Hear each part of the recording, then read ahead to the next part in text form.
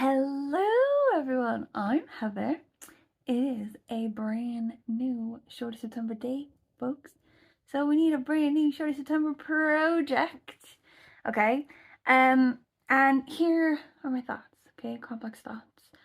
I've been doing, up until now, a book every 2 days and then a vlog in the space of that time.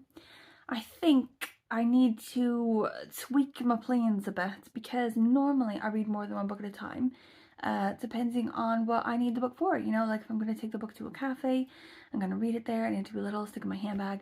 If I'm going running, I need it to be on an audiobook so that I can like run and listen to it at the same time.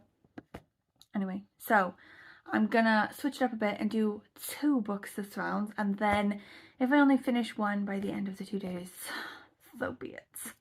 Okay, so the physical book I'm gonna read, and this one is gonna be, I think, for boxer shorts prompts. See where the comfort reads. I actually don't remember. I'm gonna have to look it up. Anyway, okay, Stray Dogs by Richard John Parfitt. So Richard John Parfitt is a Welsh author. I originally picked this out. Oh yeah, I was going to use this for Grandad Shorts, which is a book you've had in your house for ages. So this is a library book. So I've not had it for ages and ages, but for a library book, I've had it for ages. I have had it since like the end of March, and I just keep renewing it over and over again. Like, I got it originally for Dowie-thon, which is like, you know, the Welsh literature readathon month. But it didn't really come in time. It came toward the end of March and I'd already sort of like finished everything. So I was like, okay, fine, I'll still read it because I really want to read it. But I didn't get around to it. Just months and months I've been rolling it over. I've renewed it like 20 times. Okay, Grandad Shorts.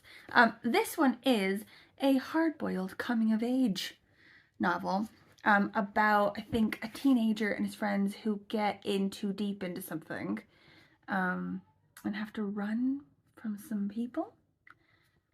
To know. I feel like I'm gonna love it. Feel it in my bones that I'm going to love it. Okay, but also need an audiobook to run to. And I was at the bookstore the other day and I saw The Life of Chuck by Stephen King. It's a tiny little novella. It used to be inside another book. Like it was originally published as part of If It Bleeds, I think. But it looks pretty good. Looks okay.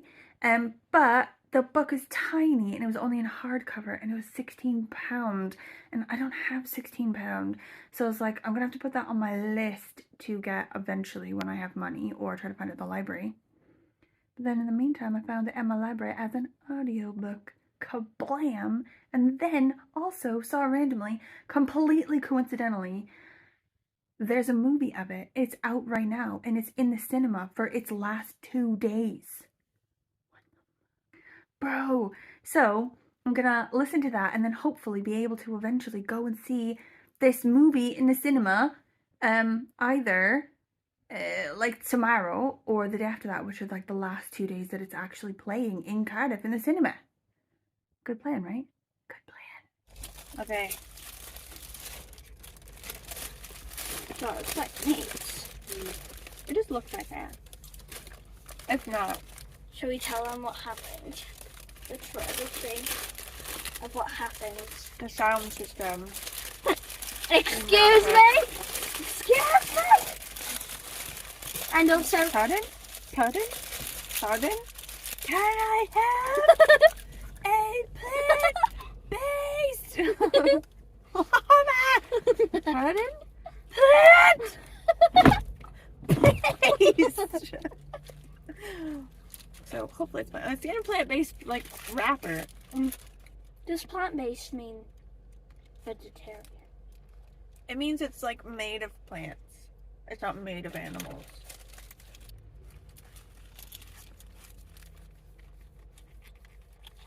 Next time we're going to McDonald's. Also, the difference between our burgers. Mine. Show yours. Like mine's got the veg on. You just got like no veg. I just got ketchup and the patty. Like you're gonna have to have actual veggies when we get home, or else you're gonna like turn into like one of those sailors who had scurvy because didn't get enough vitamins. What are scurvies? Oh no. Exactly. We'll ask Gemini to tell us what scurvy is after this. Well, why'd you say it if you didn't know what it is?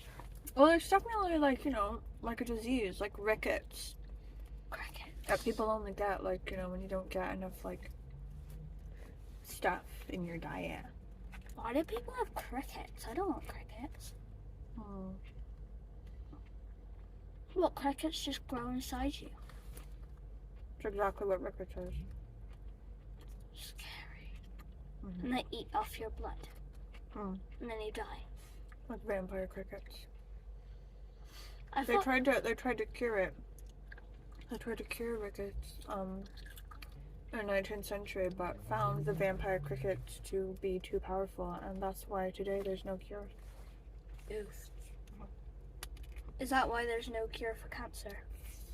Mm-hmm. Is there a cure for same COVID? exact reason.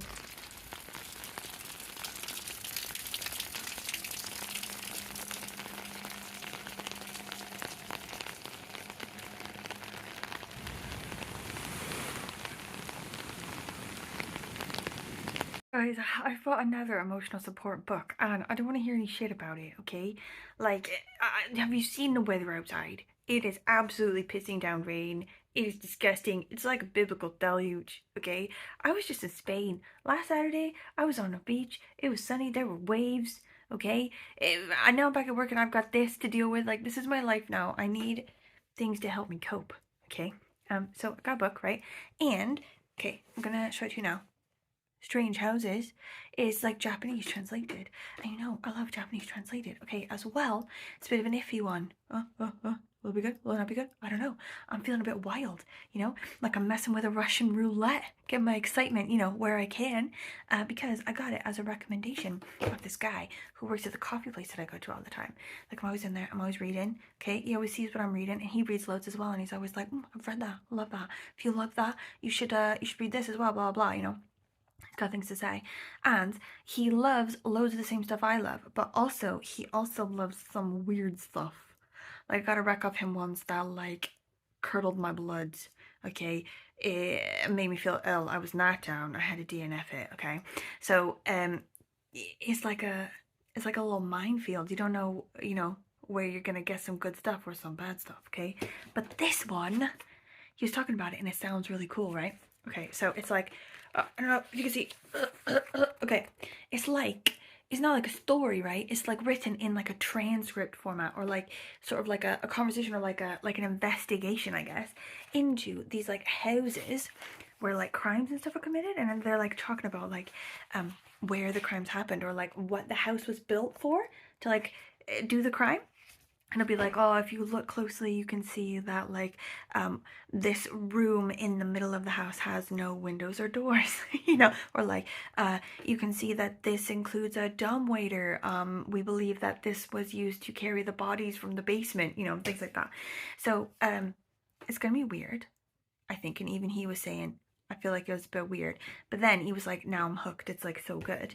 I'm feeling good about it. Okay, but at the minute, I'm gonna go meet my friend for beer, because in this kind of weather, you know, in this kind of life, you need friends and you need beer and you need them pronto. We were gonna go to like this club thing. So she and I are in this like neighborhood club thing, where you pick up litter, right? Just like around your houses and like around your neighborhood and stuff. Like we live inner city, like we live like proper central, near town. So there's a lot of litter all the time. So you pick up like say a bag or two or so each of like just trash on the ground with like those little tweezer thingies. And then you go for a pint, like all of you know, like the club, and you do it at like the tennis club where it's like super, super cheap to drink there.